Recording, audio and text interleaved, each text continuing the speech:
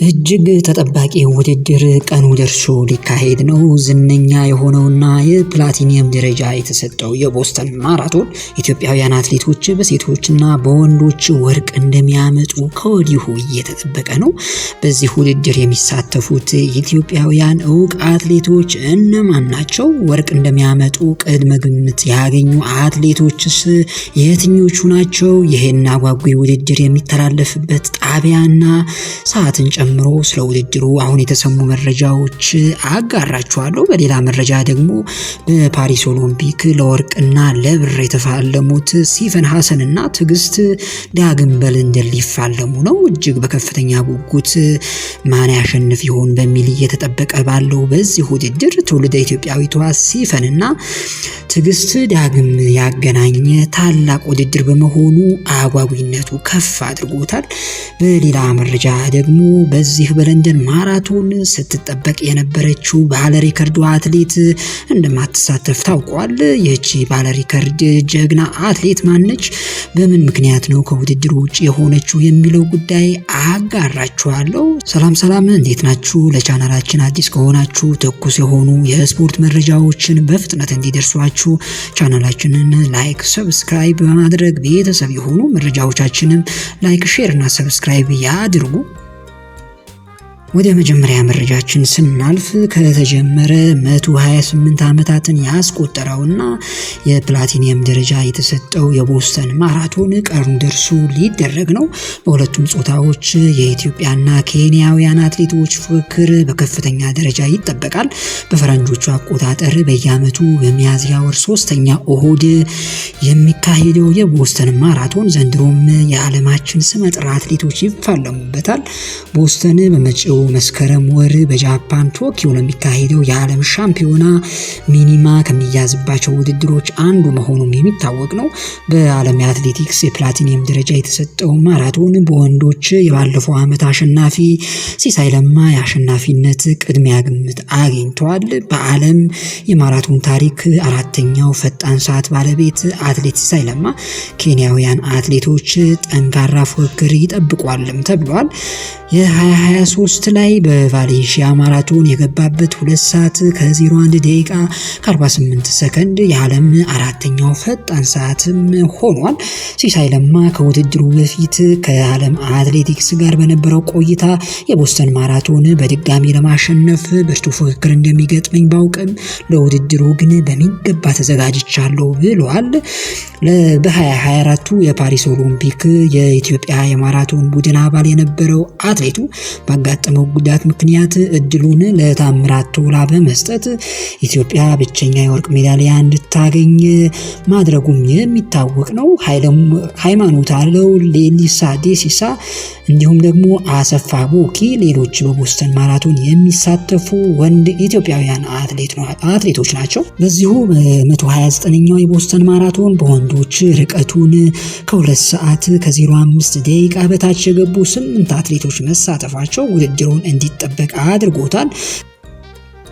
በሌላ መረጃ ከዚሁ የቦስተን ማራቶን ሳንወጣ የሴቶች አሸናፊነቱ ከኢትዮጵያ የሚወጣ አይመስልም የሚሉ ግምቶች ከወዲሁ ተበራክቷል።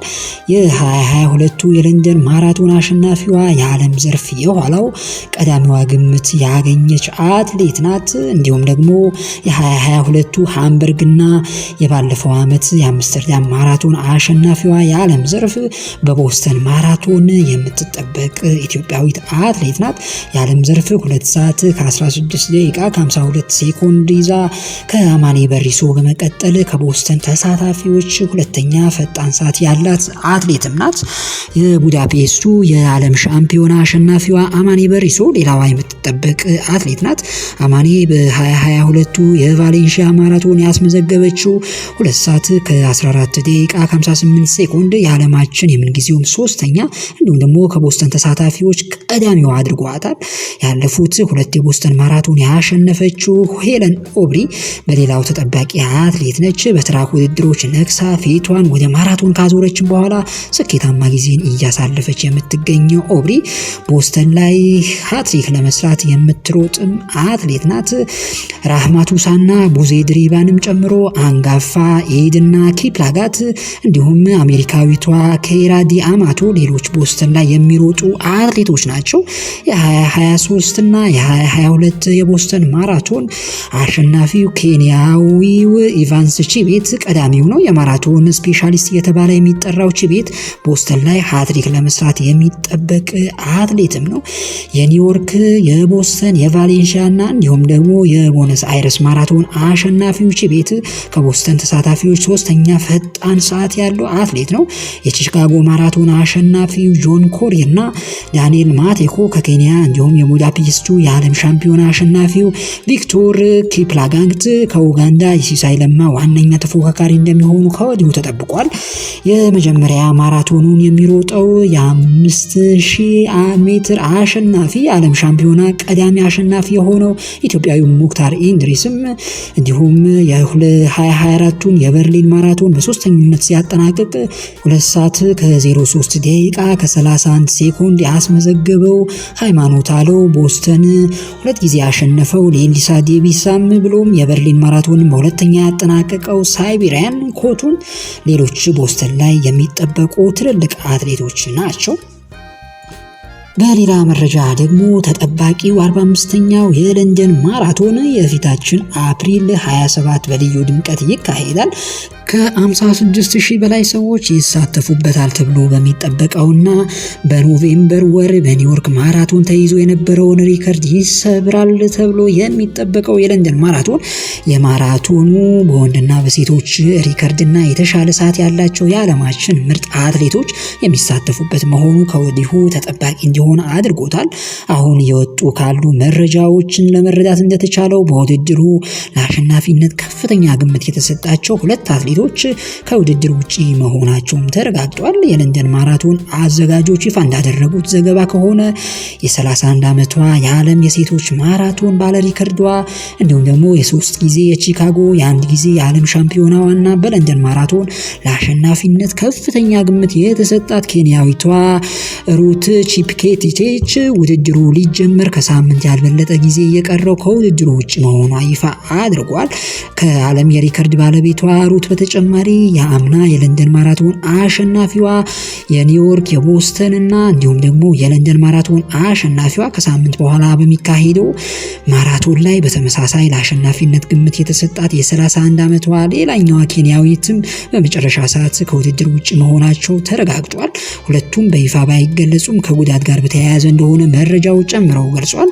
ሁለቱም ኬንያውያኖች ከውድድሩ መውጣታቸው ፉክክሩን ሊያቀዘቅዘው ይችላል በሚል ከወዲሁ አስተያየት እየተሰነዘረ ባለበት ሰዓት የ2013 የለንደን፣ የበርሊን፣ የዴጉና የቤጂንግ የ5000 እና የ10000 ሜትር የዓለም ሻምፒዮናዋ የ41 ዓመቷ አንጋፋ አትሌት ቪቪያን ቼሪዮት በመጨረሻ ሰዓት የለንደን ማራቶን ፉክክር መቀላቀሏ ውድድሩ ይበልጥ ተጠባቂ እንዲሆን አድርጎታል።